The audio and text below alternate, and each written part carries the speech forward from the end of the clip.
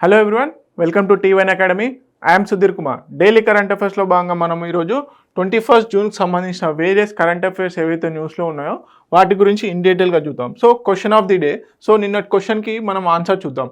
So according to the report released by the organisation for economic cooperation and development, OECD అనే organisation ఏం release చేసింది? Global drought outlook అనే దాన్ని release చేయడం జరిగింది. Which of the following statements is false? అంటే ఈ global drought outlook సంబంధించి ఏ స్టేట్మెంట్ రాంగ్ ఉంది అని అడుగుతున్నారు. Option A, 40% of global land area is facing increasing drought frequency and severity. Yes అండి, యాక్చువల్లీ ఇది కరెక్ట్ అండి. కాకపోతే ఇక్కడ ఫాల్స్ స్టేట్మెంట్ అడిగాడు. సో క్వశ్చన్లో ఫాల్స్ స్టేట్మెంట్ అడిగాడు కాబట్టి ఇది కరెక్ట్ స్టేట్మెంట్.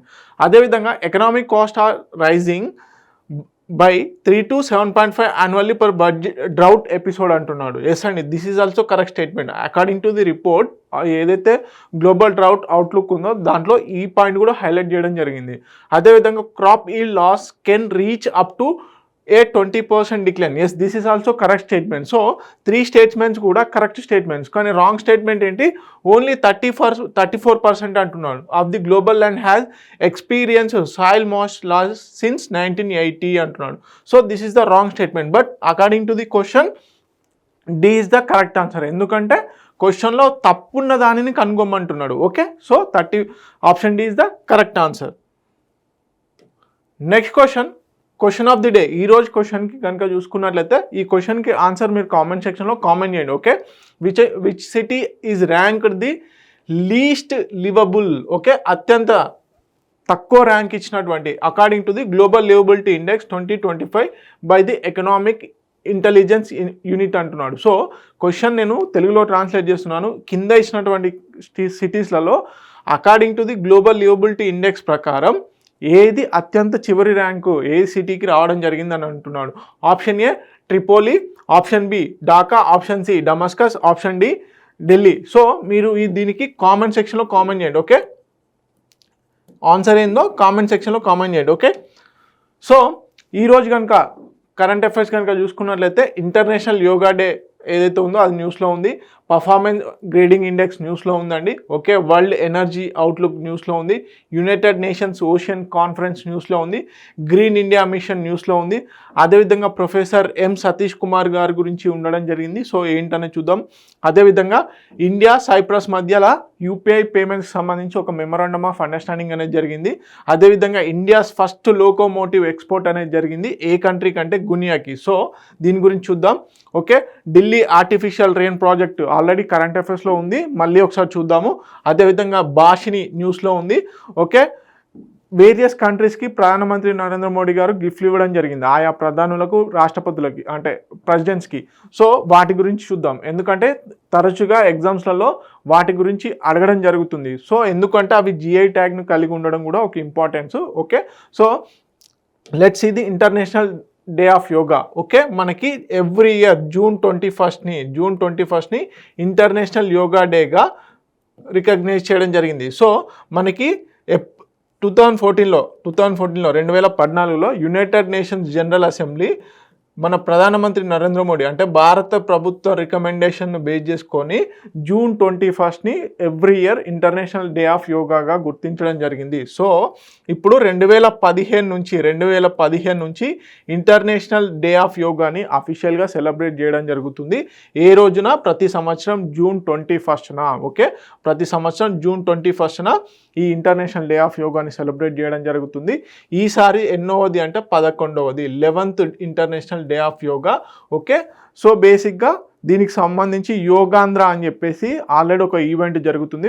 దాదాపుగా 25,000 మందికి పైగా సూర్య నమస్కారాలు చేసి గిన్నిస్ బుక్ రికార్డ్ చేయడం జరిగింది, బ్రేక్ చేయడం జరిగింది. ఎక్కడ? విశాఖలో, వైజాగ్లో. ఓకే, సో ఇక్కడికి అఫీషియల్గా ప్రధానమంత్రి మోడీ గారు రావడం జరిగింది. ఈరోజు అంటే ఇంటర్నేషనల్ డే ఆఫ్ యోగా రోజు యోగా పర్ఫార్మెన్స్ చేయడం జరిగింది.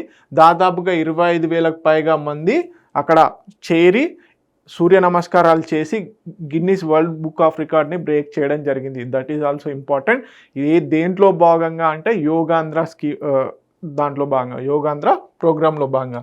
సో ఈ ఇయర్ థీమ్ కూడా హైలైట్ ఏంటి అనేది చూడాలి. అదేవిధంగా గత సంవత్సరం నుంచి అంటే 2015 నుంచి ఆ ఇయర్లో థీమ్ ఏంటి అనేది ఇంపార్టెంట్. సో మనము యోగాకు సంబంధించి ఎవ్రీ ఇయర్ కూడా ఒక థీమ్ని సెలబ్రేట్ చేయడం జరుగుతుంది. సో థీమ్ బేస్డ్గా సో చూడాలి. సో ఈ ఇయర్ వచ్చేసి yoga for 1 earth 1 health. Okay, yoga for 1 earth 1 health అని చెప్పేసి చెప్పడం జరుగుతుంది. ఓకే, 2025. 2024లో yoga for self and society. అదేవిధంగా 2023లో యోగా ఫర్ వసుదైవ కుటుంబం. ఓకే, అదేవిధంగా 2022లో యోగా ఫర్ హ్యుమానిటీ, 2021లో యోగా ఫర్ వెల్నెస్, అదేవిధంగా 2020లో yoga at home, yoga with family, 2019లో 2019లో యోగా ఫర్ హార్ట్, 2018లో యోగా ఫర్ పీస్, 2017లో యోగా ఫర్ హెల్త్, అదేవిధంగా 2016లో yoga for the achievement of sustainable development goals, 2015లో yoga for harmony and peace అంటే ఫస్ట్ టైం. అదేవిధంగా ఇది 11th సారి. ఓకే, సో ఈ విధంగా థీమ్స్ అనేది ఇంపార్టెంట్. 2025 యోగా థీమ్ ఇంపార్టెంట్, అదేవిధంగా 2024 కూడా ఇంపార్టెంట్. ఎందుకంటే క్వశ్చన్స్ కన్ఫ్యూజ్ చేసేందుకు అడిగే ఛాన్సెస్ ఉన్నాయి. సో మనకి 11th డిసెంబర్ 2014 రోజున యునైటెడ్ నేషన్స్ జనరల్ అసెంబ్లీ వాళ్ళు అఫీషియల్గా ఇంటర్నేషనల్ డే ఆఫ్ యోగాని రికగ్నైజ్ చేయడం జరిగింది యాజ్ జూన్ 21గా. ఓకే, సో 2015 నుంచి బేసిక్గా సెలబ్రేట్ చేస్తున్నాము. ఇది ఈసారి ఎన్నోది 11వది. సో ఎస్పెషల్లీ మీరు గుర్తుపెట్టుకోవాల్సింది యోగాంధ్ర ఈవెంట్. ప్రతి సంవత్సరం కూడా ప్రధానమంత్రి నరేంద్ర మోడీ గారు ఏదో ఒక సిటీకి వెళ్ళి అక్కడ యోగాని పర్ఫార్మెన్స్ చేయడం జరుగుతుంది, అంటే స్పెషల్ అకేషన్ బేస్డ్గా. సో ఈసారి వైజాగ్లో నిర్వహించడం జరిగింది, విశాఖపట్నంలో, ఆంధ్రప్రదేశ్లోని విశాఖపట్నంలో. ఓకే, ఇప్పుడు ఆ యోగాంధ్రలో భాగంగా ఇంటర్నేషనల్ బుక్ ఆఫ్ రికార్డ్ని బ్రేక్ చేయడం జరిగింది. ఓకే, సో బేసిక్గా అదొకటి గిన్నీస్ బుక్ రికార్డ్ని బ్రేక్ చేయడం జరిగింది. ఓకే, ఎంతమందికి పైగా 25,000 మందికి పైగా అక్కడ సూర్య నమస్కారాలు ప్రాక్టీస్ చేసి, అంటే సూర్య నమస్కారాలను చేయడం ద్వారా ఈ రికార్డ్ అనేది బ్రేక్ చేయడం జరిగింది. That is also important. Okay, so Telugu medium అభ్యర్థులు ఎవరైతే ఉన్నారో please note it down. Okay, next performance grading index 2.0. So 2017 నుంచి ఈ పర్ఫార్మెన్స్ గ్రేడింగ్ ఇండెక్స్ అనేది ఇవ్వడం జరుగుతుంది. సో ఈ ఇయర్ మినిస్ట్రీ ఆఫ్ ఎడ్యుకేషన్ వారు ఎవ్రీ ఇయర్ కూడా ఇస్తున్నారు. సో మినిస్ట్రీ ఆఫ్ ఎడ్యుకేషన్ వారు, సెంట్రల్ మినిస్ట్రీ ఆఫ్ ఎడ్యుకేషన్ ఏదైతే ఉందో, సో వీరు సెంట్రల్ మినిస్ట్రీ ఆఫ్ ఎడ్యుకేషన్ అంతకుముందు ఏమనే పేరు ఉండదండి, ministry of human resource development. Okay, ministry of human resource development అనేది ఉండేది. సో ఇప్పుడు దాన్ని పేరు మార్చి మినిస్ట్రీ ఆఫ్ ఎడ్యుకేషన్గా పేరు మార్చడం జరిగింది. ఇదొక పాయింట్. సో స్టాటిక్ జీకే ఓరియంటల్లో. అదేవిధంగా 2015 నుంచి ఈ పర్ఫార్మెన్స్ గ్రేడింగ్ ఇండెక్స్ ఆయా రాష్ట్రాలు, అదేవిధంగా కేంద్రపాలిత ప్రాంతాల్లో విద్యా విధానాలు ఏ విధంగా ఉన్నాయి, ఆ స్టేట్స్ యొక్క పర్ఫార్మెన్స్ ఏ విధంగా ఉందని చెప్పేసి ర్యాంకింగ్స్ ఇవ్వడం జరుగుతుంది. ఓకే, గ్రేడింగ్స్ అనేది ఇవ్వడం జరుగుతుంది. ఓకే, ఏమేమి ఇన్ఫ్రాస్ట్రక్చర్ డెవలప్మెంట్ చేశారు, లర్నింగ్ కేపబిలిటీస్ ఏం పెంచారు ఎడ్యుకేషన్లో అని చెప్పేసి ఒక హోలిస్టిక్ అప్రోచ్లో మొత్తం 73 ఇండికేటర్స్లో భాగంగా 73 ఇండికేటర్స్తో కూడుకున్నటువంటి ఒక ర్యాంకింగ్ సిస్టమ్ని చేయడం జరుగుతుంది. అయితే ఈ పర్ఫార్మెన్స్ గ్రేడింగ్ ఇండెక్స్ 2015లో చేయడం జరిగింది. అయితే 2022, 23కి అదేవిధంగా 2023, 24 సంవత్సరానికి గాను ఈ పర్ఫార్మెన్స్ గ్రేడింగ్ ఇండెక్స్ ఇవ్వడం జరిగింది. 2022, 23 సంవత్సరానికి గాను ఈ పర్ఫార్మెన్స్ గ్రేడింగ్ ఇవ్వడం జరిగింది. ఇది ఒక ఇంపార్టెంట్ పాయింట్. ఓకే, సో దీంట్లో మేజర్గా 2 కేటగిరీస్ ఉన్నాయి. ఒకటి అవుట్కమ్స్, అంటే లర్నింగ్ అవుట్కమ్స్ ఏ విధంగా ఉన్నాయనే కేటగిరీ, అదేవిధంగా governance management. Okay, governance management అనే కేటగిరీస్ 2 ఉన్నాయి, గుర్తుపెట్టుకోండి. కేటగిరీస్లో వచ్చేసి 2 డొమైన్, మొత్తం ఎన్ని డొమైన్స్, 6 డొమైన్స్ తీసుకోవడం జరిగింది. 6 డొమైన్స్ ఏంటి, లర్నింగ్ అవుట్కమ్స్ అండ్ క్వాలిటీ అని, యాక్సెస్ అని, ఇన్ఫ్రాస్ట్రక్చర్ ఫెసిలిటీస్ అని, ఈక్విటీ. ఇవి 4. ఎందులో అవుట్కమ్స్లో భాగంగా ఇవి 4 డొమైన్స్. ఓకే, అదేవిధంగా గవర్నెన్స్ ప్రాసెస్ ఏ విధంగా ఉంది, అదేవిధంగా టీచర్ ఎడ్యుకేషన్ అండ్ ట్రైనింగ్ అని చెప్పేసి ఇవి మొత్తం 6 డొమైన్లలో 73 ఇండికేటర్స్తోని 1000 మార్కులకు టోటల్ వెయిటేజ్ ఎంత, 1000తోని ఈ పర్ఫార్మెన్స్ గ్రేడింగ్ అనేది ఇవ్వడం జరుగుతుంది. అయితే దీంట్లో కూడా ఈ 1000 మార్క్స్ మ్యాక్సిమం మార్క్స్. సో మార్క్స్ని బట్టి కేటగిరీస్ అనేటివి కూడా పెట్టడం జరిగింది. సో బేసిక్గా స్కోర్ రేంజ్ని బట్టి దక్ష్, ఉత్కర్ష్, అతి ఉత్తమ్, ఉత్తమ్, ఓకే, ప్రశ్చేస్త్ 1, అదేవిధంగా ప్రశ్చేస్త 2, ప్రశ్చేస్త 3, ఆకాంక్షి 1, ఆకాంక్షి 2, ఆకాంక్షి 3 అని చెప్పేసి ఈ ర్యాంక్స్ అనేవి చాలా ఇంపార్టెంట్. అదేవిధంగా స్కోర్ రేంజ్ సో 1000 మార్క్స్కి 73 ఇండికేటర్స్, అదేవిధంగా 6 డొమైన్స్ 2 కేటగిరీస్లో భాగంగా ఇవ్వడం జరుగుతుంది కదా. సో ఈ స్కోర్ రేంజ్ అనేది ఏ ర్యాంకింగ్ కేటగిరీకి ఏది ఇచ్చారు, దక్షకి వచ్చేసి 941 నుంచి 1000 కేటగిరీలో ఉన్న వాటికి దక్ష కేటగిరీగా ఇవ్వడం జరిగింది. ఉత్కర్ష్ కేటగిరీ వచ్చేసి 881 నుంచి 940 మధ్యలో ఏదైతే స్కోర్ ఉంటుందో వాటికి ఉత్కర్ష్ అని ఇవ్వడం జరిగింది. 821 నుంచి 880 మధ్యలో ఉన్న వాటికి అతి ఉత్తమ్ అని, 761 నుంచి 820 మధ్యలో ఉన్న వాటికి ఉత్తమ్ అని. సో అతి ఉత్తమమైనటువంటి కేటగిరీ ఏది, గ్రేడ్ ఏది, దక్ష్. ఓకే, అతి లీస్ట్ ఏదంటే ఆకాంక్షి 3. సో ఈ బేసిక్గా ఉత్తమ్, అతి ఉత్తమ్, ఉత్కర్ష్, అదేవిధంగా దక్షలో ఏ స్టేటు లేదు, ఏ కేంద్రపాలిత ప్రాంతము లేదు. సో మనకి ప్రశ్చేస్తా 1 నుంచే స్టార్ట్ అవ్వడం జరిగింది. సో ఈ రిపోర్ట్ యొక్క ఈ పర్ఫార్మెన్స్ గ్రేడింగ్ ఇండెక్స్ యొక్క ఇంకా హైలైట్స్ ఏంటనే చూద్దాం. సో బేసిక్గా ఏమేం కేటగిరీసు, అదేవిధంగా ఏమేమి డొమైన్స్, ఎన్ని ఇండికేటర్స్, ఎంత వెయిటేజ్ అనేది ఇంపార్టెంట్. ర్యాంకింగ్ కేటగిరీస్ కూడా చాలా ఇంపార్టెంట్. ఏ ర్యాంకింగ్ కేటగిరీలో ఎంత ఉన్నది, దక్ష వచ్చేసి లాస్ట్కి, అదేవిధంగా ఆకాంక్షి 3 వచ్చేసి లాస్ట్ ప్లేస్లో ఉండడం జరిగింది. సో ఈ మార్క్స్ వెయిటేజ్ని బట్టి స్కోర్ రేంజ్ని బట్టి ఈ ర్యాంక్స్ అనేవి ఇవ్వడం జరుగుతుంది ఆయా స్టేట్స్కి అండ్ కేంద్రపాలిత ప్రాంతాలకి. సో మనం ఇప్పుడు ఏంటి మొత్తం దీనికి సంబంధించిన హైలైట్స్ చూద్దాం. No state reached top grade. Okay, 761 నుంచి 1000 మార్క్స్ ఉన్నటువంటి కేటగిరీలో ఏ ఒక్కటి లేదు. ఇందాక చెప్పాను కదా, ఇక్కడ ఉత్తమ్ నుంచి మొదలుకుంటే దక్ష వరకు ఏ కేటగిరీలో కూడా ఏ రాష్ట్రము లేకుండా పోయింది. రాష్ట్రము కాదు, కేంద్రపాలిత ప్రాంతం కూడా లేదు. అంటే అంత పూర్ పర్ఫార్మెన్స్ ఉంది అని అర్థం స్కోరింగ్లో. ఓకే, సో టాప్ పర్ఫార్మర్ ఎవరు, లీస్ట్ పర్ఫార్మర్ ఎవరు అనేది ఇంపార్టెంట్. టాప్ పర్ఫార్మర్ వచ్చేసి చండీగఢ్. ఓకే, కేంద్రపాలిత ప్రాంతమైనటువంటి చండీగఢ్ ఏదైతే ఉందో అది 719 పాయింట్స్తో 719 పాయింట్స్తోని గ్రేడ్ ప్రశ్చేస్తా 1లో ఉండడం జరిగింది. ఓకే, ఫస్ట్ ప్లేస్లో ఉండడం జరిగింది. అది కూడా ఎందులో, ప్రశ్చేస్తా 1లో ఉండడం జరిగింది. ఓకే, ఉత్తమ్, దక్ష్ ఆ ప్లేస్లో రాలేదు ఇంకా. అదేవిధంగా టాప్ స్టేట్స్, యూనియన్ టెరిటరీస్ ఏవైతే ఉన్నాయో 10 స్టేట్స్ అన్నీ కూడా దాదాపుగా 581 నుంచి 640 గ్రేడ్ ప్రశ్చేస్తా 3లో ఎక్కువగా ఉండడం జరిగింది. Okay, so Meghalaya lowest performer ఎవరు, మనకి టాప్ పర్ఫార్మర్ వచ్చేసి చండీగఢ్ అయితే.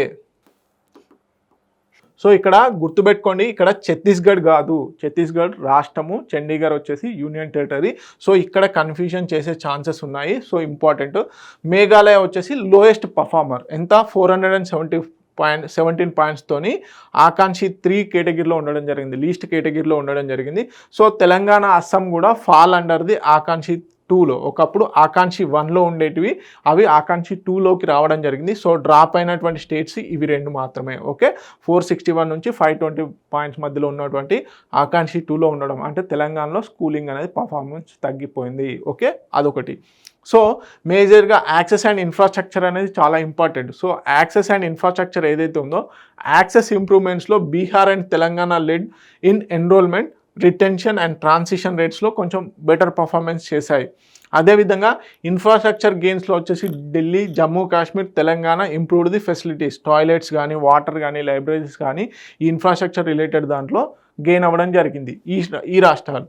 కాకపోతే తెలంగాణ విషయానికి వచ్చేసరికి ఏమైంది అంటే ఎస్పెషల్గా మనకి గవర్నెన్స్ రిలేటెడ్ ఉన్నాయి కదా, మనకి లర్నింగ్ అవుట్కమ్స్ కానీ, ఓకే, ఈ ఈక్విటీ కానీ, గవర్నెన్స్ ప్రాసెస్ కానీ, టీచర్ ఎడ్యుకేషన్ అండ్ ట్రైనింగ్ ఇవి ఏవైతే ఉన్నాయో వాటిలో మాత్రం లోయెస్ట్ పర్ఫార్మెన్స్ వల్ల ఆకాంక్షి 2 నుంచి ఆకాంక్షి 1 నుంచి ఆకాంక్షి 2కి పడిపోవడం జరిగింది.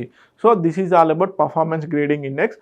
సో కంపల్సరీ ఇంపార్టెంట్, చూసుకోండి. ఓకే, సో తెలుగు మీడియం అభ్యర్థులు ఎవరైతే ఉన్నారో please note it down. Okay, next world energy outlook. Okay, world energy అవుట్లుక్లో ఇండియా వచ్చేసి 3rd లార్జెస్ట్ పవర్ జనరేటర్గా, ఓకే, ఎమర్జింగ్ కంట్రీగా మారబోతుంది అని చెప్పేసి ఇంటర్నేషనల్ ఎనర్జీ ఏజెన్సీ ఏదైతే ఉందో ఇది OECD. మనము ఒకసారి ఈ వరల్డ్ ఎనర్జీ అవుట్లుక్ నుంచి పక్కకు వచ్చి ఎవరు రిలీజ్ చేయడం జరిగింది, international energy agency.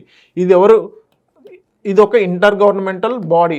Okay, inter governmental body. So దీంట్లో మొత్తం 32 మెంబర్ కంట్రీస్ ఉండడం జరిగింది.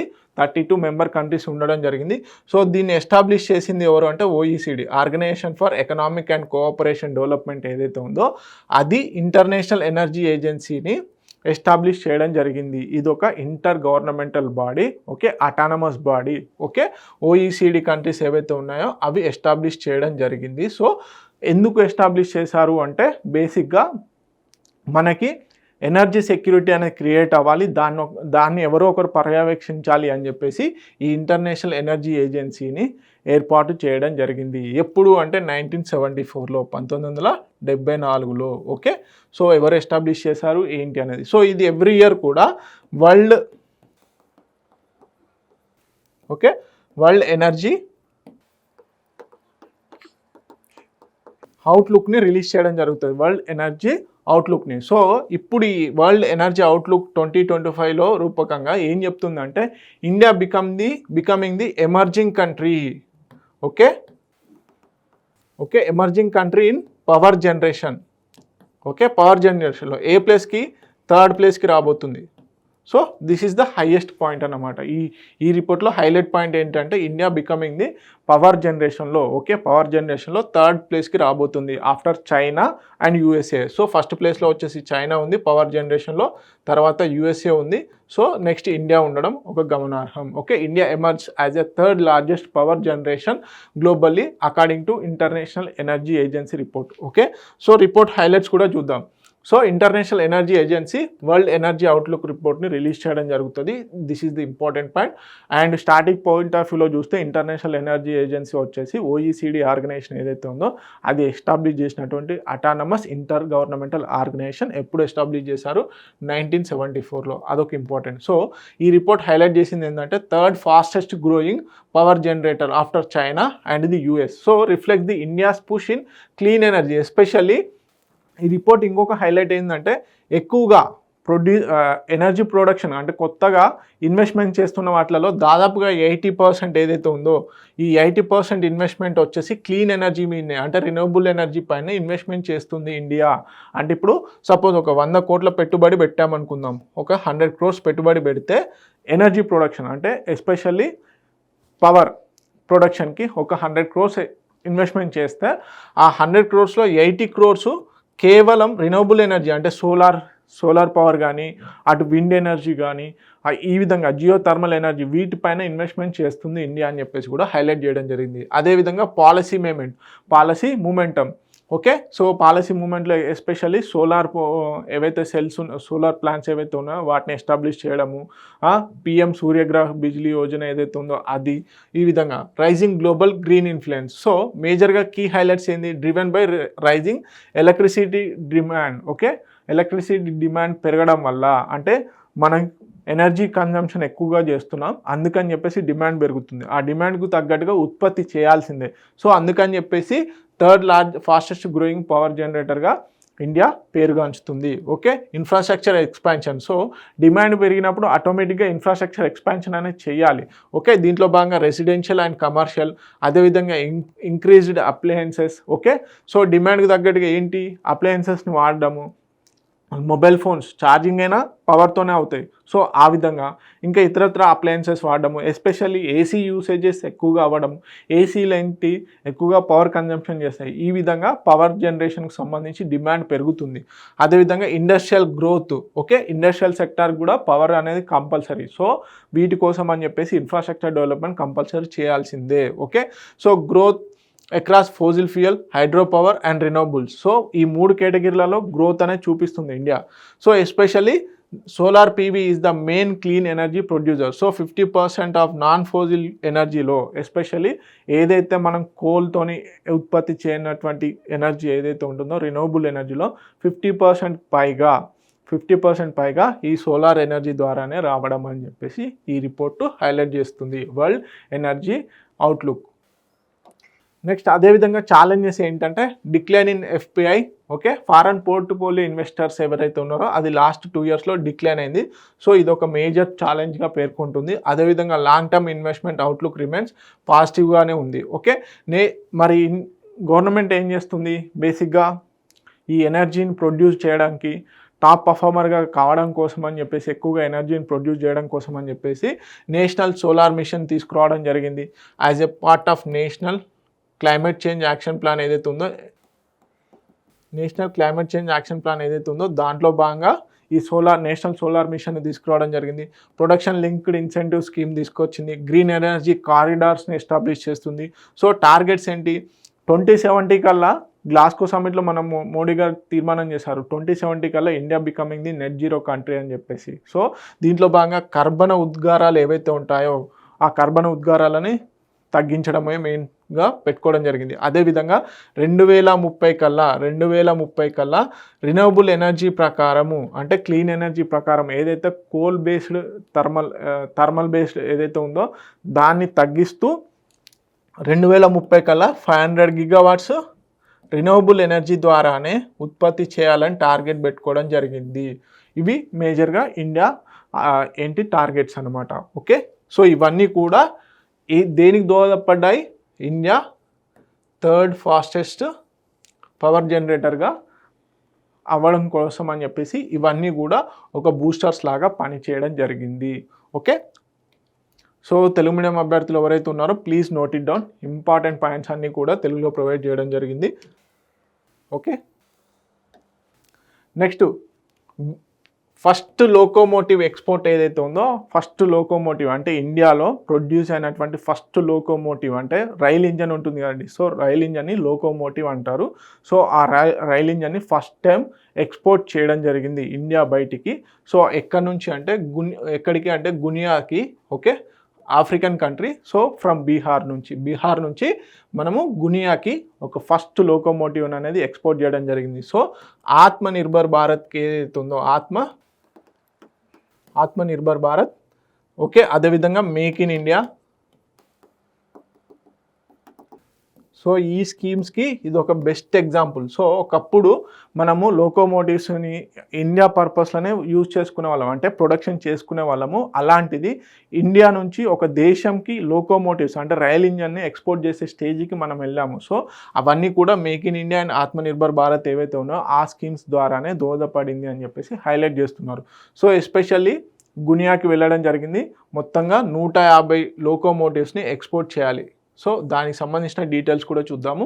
సో అదేవిధంగా ఇది బీహార్లోని ఏ ప్రాజెక్ట్ కింద చేయడం జరిగింది అనేది కూడా చూద్దాం. Okay, so flagged of by the PM Modi గారు ప్రారంభించడం జరిగింది నిన్న. సో ఎక్కడ మర్హోవర్ రైల్ ఫ్యాక్టరీ ఏదైతే ఉందో ఇది బీహార్లో ఉండడం జరిగింది.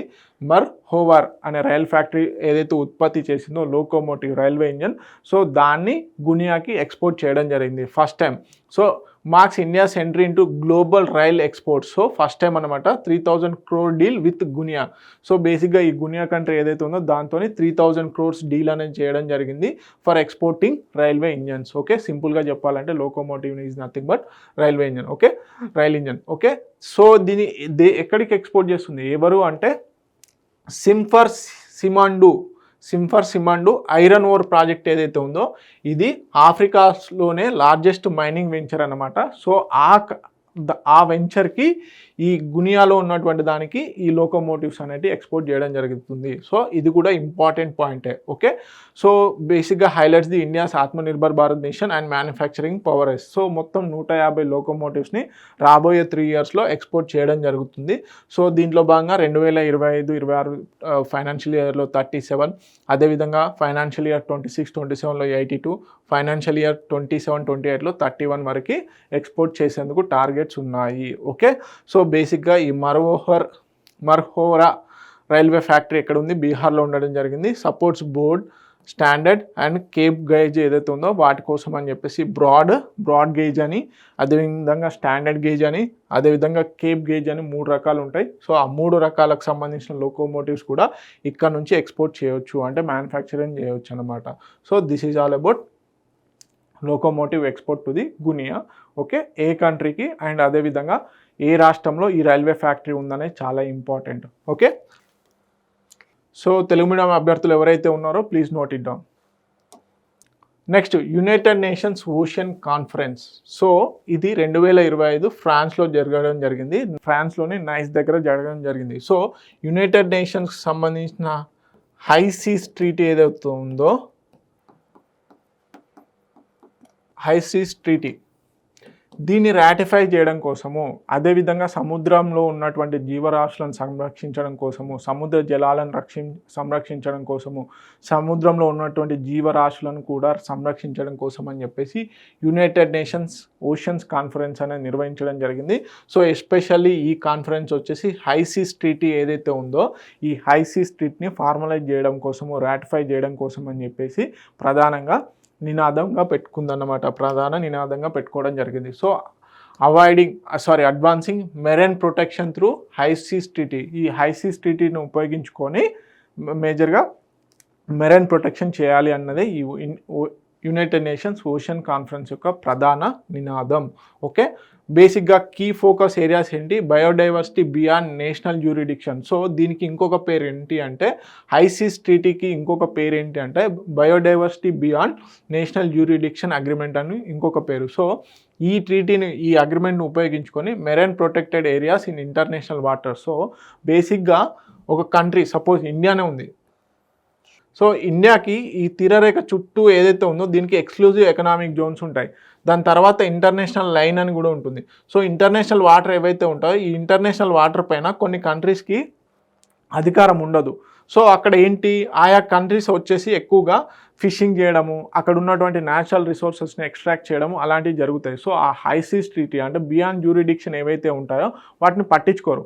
సో దానివల్ల ఎక్కువగా ఎక్స్ప్లాయిటేషను, అదేవిధంగా అక్కడ ఉన్నటువంటి ఓషన్ రిలేటెడ్ ఏదైతే వైల్డ్ లైఫ్ ఉంటుందో దానికి సంబంధించి డిస్మాటిల్ అనేది జరుగుతూ ఉంటాయి. సో వాటిని పరిరక్షించాలి. మనకి ఓషన్స్ అతిపెద్ద ఆధారం ఒక రకంగా ట్రేడ్ పరంగా. సో వాటిని సంరక్షించాలి అని చెప్పేసి ఈ హైసీస్ ట్రీటీని తెరపైకి తీసుకురావడం జరిగింది. దానికే బయోడైవర్సిటీ బియాండ్ నేషనల్ జ్యూరిడిక్షన్ అని చెప్పేసి కూడా పెట్టడం జరిగింది. సో మెరైన్ ప్రొటెక్టెడ్ ఏరియాస్ ఏవైతే ఉన్నాయో ఈ ఇంటర్నేషనల్ వాటర్లో ఈ ఎక్స్క్లూజివ్ ఎకనామిక్ జోన్స్ ఏవైతే ఉంటాయో వీటి బియాండ్ ఉన్న వాటి సంరక్షించడం కోసం అని చెప్పేసి ఈ హైసీస్ ట్రీటీని తెరపైకి తీసుకురావడం జరిగింది. Over fish prevention, deep sea mining regulations అనేటివి కూడా దీంట్లో భాగము.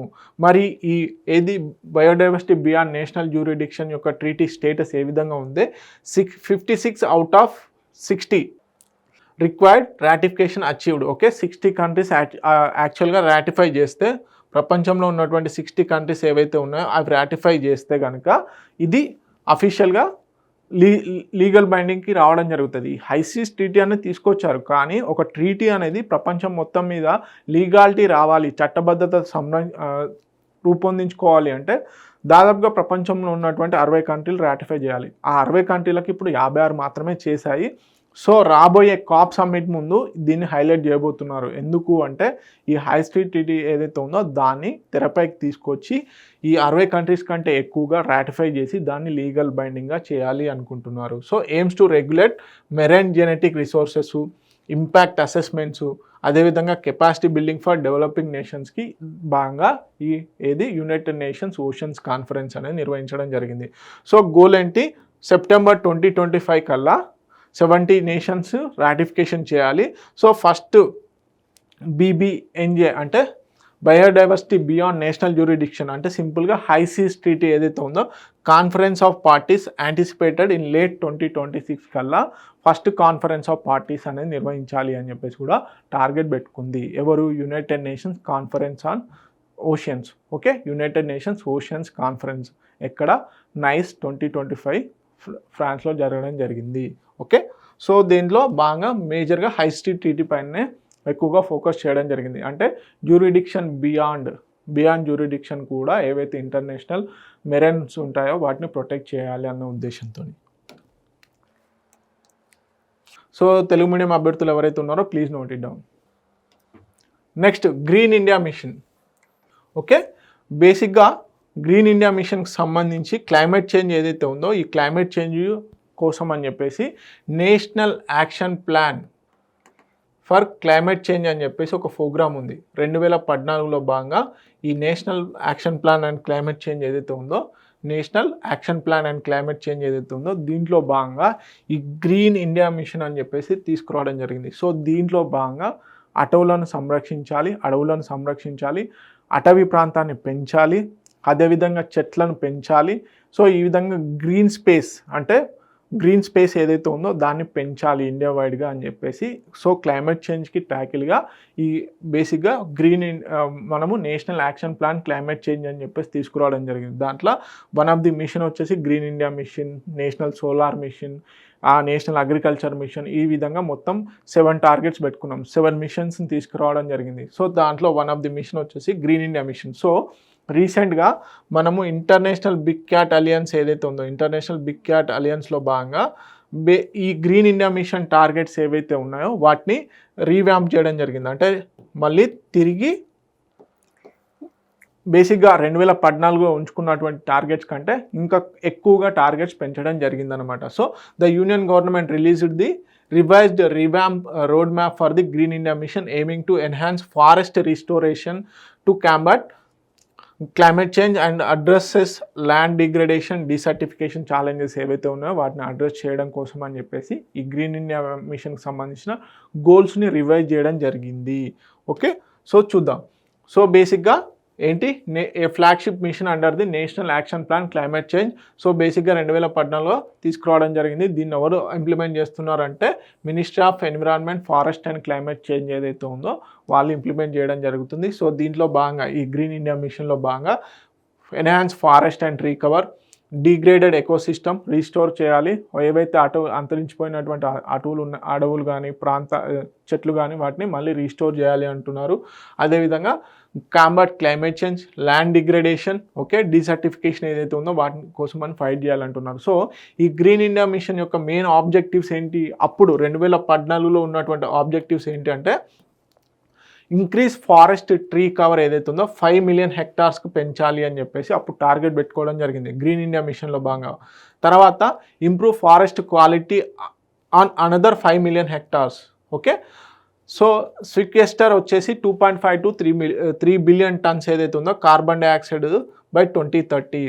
సో 2030 కల్లా కార్బన్ ఉద్గారాలు అంటే మనం రిలీజ్ చేసినటువంటి కార్బన్ ఏదైతే ఉంటుందో ఇతరత్ర పొల్యూషన్స్ వల్ల ఆ కార్బన్ని తగ్గించాలి 2030 కల్లా 2.5 to 3 బిలియన్ టన్స్ వరకు అని చెప్పేసి పెట్టుకోవడం జరిగింది. Improve livelihoods of forest dependent communities యొక్క ఎవరైతే ఈ ఫారెస్ట్ పైన, అడవుల పైన జీవిస్తారో అంటే వాటిపైన ఆధారపడి జీవిస్తారో వారి యొక్క లైవ్లీహుడ్ని కూడా ఇంప్రూవ్ చేయాలని ఈ గ్రీన్ ఇండియా మిషన్లో భాగంగా టార్గెట్స్ పెట్టుకున్నారు. సో కొత్తగా ఏం అప్డేట్స్ చేశారు అనేది కంపల్సరీ. సో ఖచ్చితంగా అడుగుతారు, ఇవే ఎస్పెషల్లీ అడుగుతారు. కంపారిజన్ ఓరియంట్లో కూడా అడిగే ఛాన్సెస్ ఉన్నాయి. Regional focus especially Aravallis, western Ghats, Himalayas, mangroves ఏవైతే ఉన్నాయో వాటి మీద మెయిన్ ఫోకస్ చేయాలి అని. అదేవిధంగా గ్రీన్ వాల్ ప్రాజెక్ట్, మనకి ఏదైతే ఆరావళి రీజియన్ ఏదైతే ఉందో ఈ ఆరావళి రీజియన్లో 500 కిలోమీటర్స్తోని, దాదాపుగా 500 కిలోమీటర్స్తోని ఒక పెద్ద గ్రీన్ వాల్ అనేది రాబోతుంది, అంటే చెట్లను పెంచడాన్ని. సో అది కూడా చేయాలి అని చెప్పేసి పెట్టుకోవడం జరిగింది. అదేవిధంగా mining rehabilitation, so eco restoration of abandoned mines ఏవైతే ఉన్నాయో వాటికి. అదేవిధంగా open forest priority, updated target, so supports 26 million hectares land restoration by 2030. ఇక్కడ కేవలం ఎంత 5 + 5 10 అనుకుంటే ఇక్కడ 26 అంటున్నాడు. సో 26 మిలియన్ హెక్టార్స్ ఏదైతే ఉందో ల్యాండ్ రిస్టోరేషన్ చేయాలి అని చెప్పేసి పెట్టుకోవడం జరిగింది. ఎప్పటికల్లా 2030 కల్లా. This is the one of the most important point. Okay, అదేవిధంగా ఇవి రెండు కూడా. సో తెలుగు మీడియం అభ్యర్థులు ఎవరైతే ఉన్నారో please note it down. Okay, next professor M Satish Kumar గారిని first dean of queens university బెల్లాఫాస్ట్ అని చెప్పేసి గిఫ్ట్ సిటీ, మనకు గుజరాత్లో ఉన్నటువంటి గిఫ్ట్ సిటీలో ఈ క్వీన్స్ యూనివర్సిటీ బెల్లాఫాస్ట్ అనే ఒక క్యాంపస్ని ఏర్పాటు చేయడం జరిగింది. ఇక్కడ గిఫ్ట్ సిటీ క్యాంపస్, ఈ గిఫ్ట్ సిటీ క్యాంపస్ ఎక్కడ ఉంది, గుజరాత్లో ఉండడం జరిగింది. ఇక్కడ ఈ యూనివర్సిటీని ఎస్టాబ్లిష్ చేశారు. దీనికి ఫస్ట్ డీన్గా ప్రొఫెసర్ ఎం సతీష్ కుమార్ గారిని అపాయింట్ చేయడం జరిగింది. సో 100% రాబోయే SSC-CGLలో అడిగే క్వశ్చన్ ఏదైనా ఉంది అంటే 100%. అదేవిధంగా బ్యాంక్ ఎగ్జామ్స్లలో కూడా ఈ క్వశ్చన్ అపాయింట్మెంట్స్లో భాగంగా అడుగుతారు. ఎందుకంటే ఫస్ట్ టైం ఒక యూనివర్సిటీకి సంబంధించిన డీన్ని, అంటే అవుట్ సైడ్ యూనివర్సిటీ ఏదైతే ఉందో అది గిఫ్ట్ సిటీలో ఏర్పాటు చేయడం జరిగింది. సో అది బ్రిటన్కి సంబంధించింది, యూకేకి సంబంధించింది, క్వీన్స్ యూనివర్సిటీ బెల్లాఫాస్ట్. సో దానికి డీన్గా ఎం సతీష్ కుమార్ గారిని అపాయింట్ చేయడం జరిగింది. ఓకే, దాన్ని హైలైట్ చూద్దాం. Okay, Queen's University Belfast to open first UK Russell group campus in GIFT City. గుజరాత్లో ఉంది గిఫ్ట్ సిటీ అనేది. Okay, marks major step in India UK higher education పార్ట్నర్షిప్లో ఇది ఒక పెద్ద మైల్ రాయి. సో ప్రొఫెసర్ సతీష్ కుమార్ గారిని డీన్గా అపాయింట్ చేయడం జరిగింది. ఓకే, వీరు వచ్చేసి జూలై 2025 నుంచి అపాయింట్మెంట్ తీసుకోవడం జరుగుతుంది, అంటే రోల్ అనేది ప్లే చేయడం జరుగుతుంది. So this is all nothing but, so బేసిక్గా ఇక్కడ ఏంటంటే significance of the GIFT City campus. So బేసిక్గా financial hub, first smart financial hub ఇండియాలో ఏర్పాటు చేయడం జరిగింది. సో ఇక్కడ ఇంటర్నేషనల్ పాయింట్ ఆఫ్ వ్యూలో ఏవైతే ఆర్గనైజేషన్స్ ఉంటాయో వాటి యొక్క క్యాంపసెస్ని ఏర్పాటు చేస్తున్నారు. దాంట్లో భాగంగానే యూకేకు సంబంధించినటువంటి క్వీన్స్ యూనివర్సిటీ బెల్ఫాస్ట్ యొక్క క్యాంపస్ అనేది గిఫ్ట్ సిటీలో ఏర్పాటు చేయడం జరిగింది. దానికి ప్రొఫెసర్ మనకి సతీష్ కుమార్ గారిని అపాయింట్ చేయడం జరిగింది. ఓకే, సో తెలుగు మీడియం అభ్యర్థులు ఎవరైతే ఉన్నారో please note it down. Next, India Cyprus sign memorandum of understanding to enable UPI services. So మన ఇండియాలో యూపీఐ సర్వీసెస్ ఏవైతే ఉన్నాయో ఈ యూపీఐ సర్వీసెస్ రెండు దేశాల మధ్యలో క్రాస్ బార్డర్ పేమెంట్స్ కోసం అని చెప్పేసి ఒక మెమొరాండమ్ ఆఫ్ అండర్స్టాండింగ్ అనేది చేసుకోవడం జరిగింది. ఇండియాకు సంబంధించి ప్రధానమంత్రి నరేంద్ర మోడీ గారు సైప్రస్కి వెళ్ళడం జరిగింది. ఆ దేశ అత్యున్నత అవార్డును కూడా పొందడం జరిగింది. దాంట్లో భాగంగానే కొన్ని మెమొరాండమ్ ఆఫ్ అండర్స్టాండింగ్స్ అనేవి జరిగాయి. దాంట్లోనే ఈ యూపీఐ పేమెంట్స్ క్రాస్ బార్డర్ చేసుకోవచ్చు. అంటే ఎవరైనా ఇండియన్ వెళ్ళి అక్కడ ఉన్నటువంటి ఏదైతే బ్యాంక్ అకౌంట్ తీసుకొని ట్రాన్సాక్షన్ చేయడం కాదు, ఇండియాలో ఉన్నటువంటి వ్యక్తి ఒకవేళ సైప్రస్ని విజిట్ చేస్తే టూరిజం పర్పస్ ఇంకా ఇతర పర్పస్లో కనుక వెళితే అక్కడ ట్రాన్సాక్షన్ చేయాల్సిన సిచ్యువేషన్ వస్తే సింపుల్గా యూపీఐ తీసి మన ఇండియన్ మనీలోనే మనీ ట్రాన్స్ఫర్ చేయొచ్చు. That will converted into Cyprus amount. Okay, so అదనమాట. సో దీనికి సంబంధించి ఏమేమి అగ్రిమెంట్స్ జరిగాయి. So national payment corporation of India international సంబంధించిన ఆర్గనైజేషన్ యూరో బ్యాంక్ సైప్రస్ ఏదైతే ఉందో sign memorandum of understanding to launch UPI services in Cyprus. So బేసిక్గా రీసెంట్గా మోడీ గారి విజిట్లో భాగంగా దీన్ని ఫైనలైజ్ చేయడం జరిగింది. సో బేసిక్గా ఏంటి, national payment corporation of international payments limited ఏదైతే ఉందో అదేవిధంగా యూరో బ్యాంక్ సైప్రస్ మధ్యలో ఈ అండర్స్టాండింగ్ అనేది జరిగింది. So UPI based cross border payments ఏవైతే ఉన్నాయో వాటిని చేసుకోవడం కోసమని అనుకూలంగా ఉంటుంది. సో ఇండియన్ టూరిస్టులు, బిజినెస్ ఇన్వెస్టర్స్ ఎవరైతే సైప్రస్ని విజిట్ చేస్తారో they can use easily UPI. So business round table is with president Nikos Christodoulides ఎవరైతే ఉన్నారో వారితో ఈ అండర్స్టాండింగ్ అనేది జరిగింది. సో అదేవిధంగా national stock exchange GIFT City ఎక్కడైతే ఉందో అదేవిధంగా సైప్రస్ స్టాక్ ఎక్స్చేంజ్ మధ్యలో కూడా ఒక మెమొరాండమ్ ఆఫ్ అండర్స్టాండింగ్ అనేది కూడా జరగడం జరిగింది. సో బేసిక్గా యూపీఐ ట్రాన్సాక్షన్స్ ఇటీవల కాలంలో ఏ కంట్రీస్తోనే చేశారు యూపీఐ ట్రాన్సాక్షన్. ఇటు సింగపూర్, నేపాల్, భూటాన్, అదేవిధంగా శ్రీలంక, ఇంకా ఇతర countries. Okay, United Arab Emirates, Saudi, ఈ కంట్రీస్లో కూడా మన యూపీఐ వర్క్ చేయడం జరుగుతుంది. ఆయా అగ్రిమెంట్స్ కూడా జరిగాయి. సో వీటికి సంబంధించి ఇంటర్నేషనల్ యూపీఐ ట్రాన్సాక్షన్స్కి సంబంధించి ఏ కంట్రీస్లో చేశారు అనేది కూడా ఇంపార్టెంటే. Okay, Delhi artificial rain project. So అక్కడ ఉన్నటువంటి పొల్యూషన్ని ఢిల్లీలో ఎస్పెషల్లీ వింటర్లో నవంబర్, డిసెంబర్, జనవరిలో ఏదైతే పొల్యూషన్ ఎక్కువగా ఉంటుందో ఆ పొల్యూషన్ని ట్యాకిల్ చేయడం కోసం అని చెప్పేసి ఆర్టిఫిషియల్ రెయిన్ ప్రాజెక్ట్ని తీసుకురావడం జరిగింది.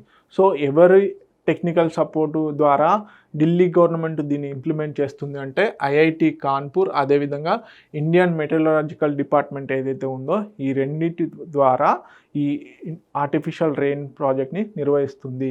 Okay, first 3.21 crore artificial rain అనేది పైలట్ ప్రాజెక్ట్లో భాగంగా నిర్వహించడం జరిగింది.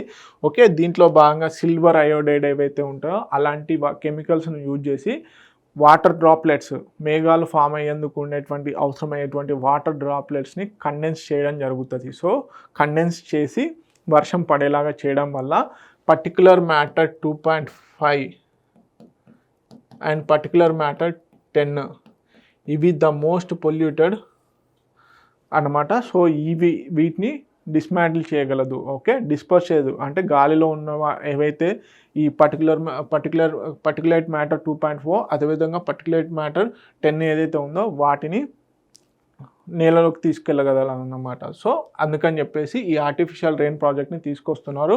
ఫస్ట్ అర్బన్ స్కేల్ ట్రయల్ వచ్చేసి ఎక్కడ నిర్వహిస్తున్నారు అంటే ఢిల్లీలోనే. సో ఫస్ట్ సిటీ ఏదైనా ఇండియాలో ఆర్టిఫిషియల్ రెయిన్ ఉపయోగించి పొల్యూషన్ని ట్యాకిల్ చేస్తుందంటే that is Delhi.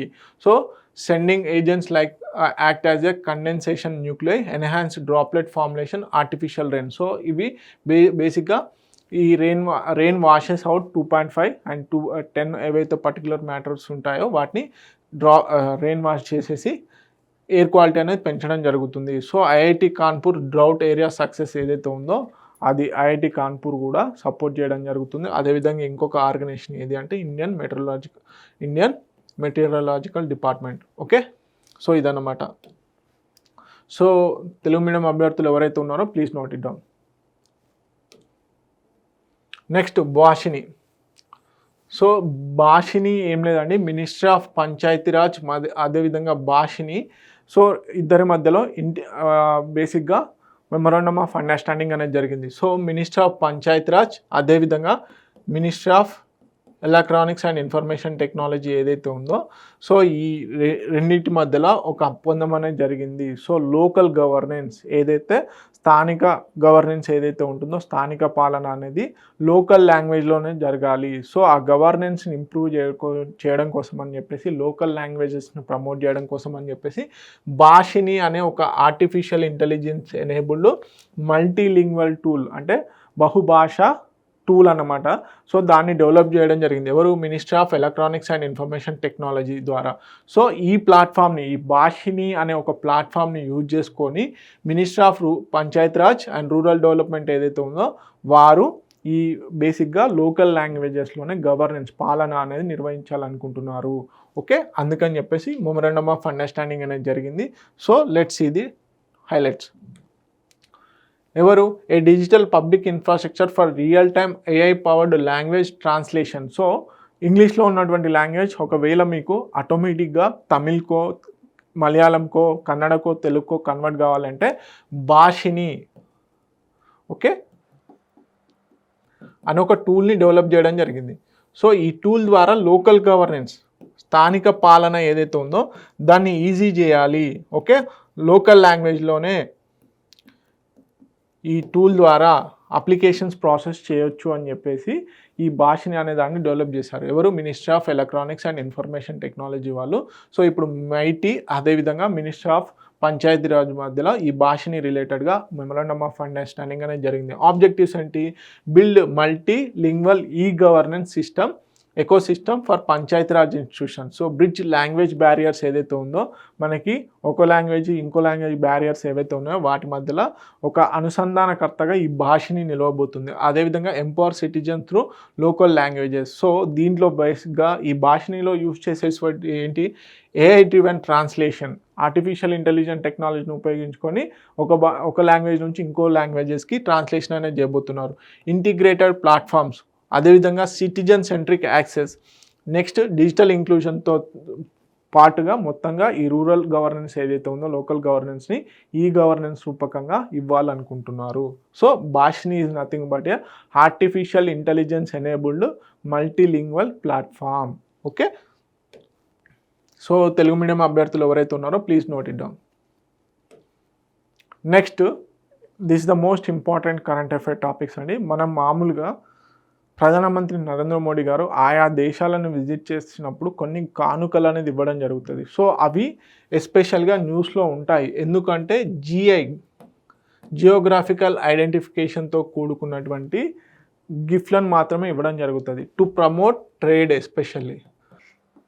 Okay, India యొక్క రిచ్ కల్చర్, ఆర్టిస్టిక్ ఫ్యూచర్స్ని తెలియజేయడం కోసం అని చెప్పేసి ఆయా రాష్ట్రాల ఆయా దేశాల ప్రధానులకు ప్రెసిడెంట్లకి ఇవ్వడం జరుగుతుంది. అలాంటి గిఫ్ట్లు ఇవ్వడం వల్ల ఏంటంటే ఆ దేశాల నుంచి వచ్చినటువంటి టూరిస్టులు ఎవరైతే ఉంటారో వాటిని కొనుక్కునేందుకు ఛాన్సెస్ ఉంటాయి. సో ఆ హస్తకళలు రిలేటెడ్ వాళ్ళు ఎవరైతే ఉంటారో వారికి ఒక రకమైనటువంటి ఎకానమీ జనరేట్ అవుతుంది అనమాట, ఇన్కమ్ అనేది జనరేట్ అవుతుంది. సో అందుకని చెప్పేసి ఒక రకంగా ప్రమోషనల్ గిఫ్ట్స్ అనమాట. సో అలాంటప్పుడు అవి న్యూస్లలో ఉండడం జరుగుతుంది. సో ఏ గిఫ్ట్ ఇచ్చారు, ఎవరికి ఏ గిఫ్ట్ ఇచ్చారు అనేది. సో అవి కంపల్సరీ ఇంపార్టెంట్. ఎందుకంటే జిఐ ట్యాగ్స్ జియోగ్రాఫికల్ ఐడెంటిఫికేషన్తో కూడుకున్నటువంటి వస్తువులు మాత్రమే ఇవ్వడం జరుగుతుంది to promote Indian rich culture and heritage. So దీంట్లో భాగంగా ఎవరెవరికి ఏమేమి ఇచ్చారు అనేది కూడా ఒక్కొక్కసారి మ్యాచ్ ద ఫాలోయింగ్స్లో ఇచ్చే ఛాన్సెస్ ఉన్నాయి. సో కాశ్మీరీ సిల్క్ కార్పెట్ అనేది మనకి ప్రెసిడెంట్ ఆఫ్ సైప్రస్కి ఇవ్వడం జరిగింది. సో దానికి సంబంధించిన ఇమేజ్ ఇక్కడ పెట్టడం జరిగింది. అదేవిధంగా సిల్వర్ క్లచ్ పర్స్, సో ఇది ఆంధ్రాలో తయారు చేయడం జరిగింది, మన ఆంధ్రప్రదేశ్లో. Okay, first lady of Cyprus Philippa కసేరాకి ఈ పర్స్ ఇవ్వడం జరిగింది. ఓకే, సో అదేవిధంగా ఇది మొత్తం సిల్వర్తో తయారు చేసింది. ఓకే, అదేవిధంగా బ్రాస్ బోధి ట్రీ ఎవరికి, కెనేడియన్ ప్రైమ్ మినిస్టర్ అయినటువంటి మార్క్ కార్నే గారికి ఇవ్వడం జరిగింది. సో ఇదన్నమాట. Okay, so Warli painting to the president of Mexico అతని పేరేంటి, క్లాడియా షేన్బోమ్ పాడో అని పేరు. సో అతనికి వర్లీ పెయింటింగ్ అనేది ఇవ్వడం జరిగింది గిఫ్ట్గా. ఓకే, మెక్సికో ప్రెసిడెంట్కి. Next silver filigree work clutch purse ఏదైతే ఉందో గవర్నర్ జనరల్ ఆఫ్ కెనడాకి ఇవ్వడం జరిగింది, Mary Simon. Okay, governor general of Canada Mary Simon గారికి ఈ సిల్వర్ ఫిలిగ్రీ మనకు కరీంనగర్కి సంబంధించిన ఫేమస్ ఆర్టిస్టిక్ వర్క్. ఓకే, దీనికి జియోగ్రాఫికల్ ఐడెంటిఫికేషన్ కూడా రావడం జరిగింది. సో ఏవైతే గిఫ్ట్లు ఇచ్చాడో అవన్నీ కూడా జియోగ్రఫికల్ ఐడెంటిఫికేషన్ బేస్డ్గానే ఉండడం జరిగింది.